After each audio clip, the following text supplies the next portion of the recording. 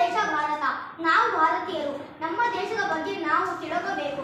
ನಮ್ಮ ದೇಶವನ್ನು ನಾವು ಭರತಖಂಡ, ಇಂಡಿಯಾ, ಹಿಂದೂಸ್ತಾನ ಎಂದು ಕರೆಯುತ್ತೇವೆ. ನಮ್ಮ ದೇಶದ ರಾಜಧಾನಿ ನವದಿಲ್ಲಿ. ನಮ್ಮ ದೇಶದಲ್ಲಿ 30 ರಾಜ್ಯಗಳಿವೆ. ನಮ್ಮ ದೇಶದ ಉತ್ತರದಲ್ಲಿ ಹಿಮಾಲಯ ಪರ್ವತವಿದೆ, ದಕ್ಷಿಣದಲ್ಲಿ ಹಿಂದೂ ಮಹಾಸಾಗರವಿದೆ, ಪಶ್ಚಿಮದಲ್ಲಿ ಅರಬ್ಬಿ ಸಮುದ್ರವಿದೆ, ಪೂರ್ವದಲ್ಲಿ ಬಂಗಾಳ ಕೊಲ್ಲಿ ಇದೆ.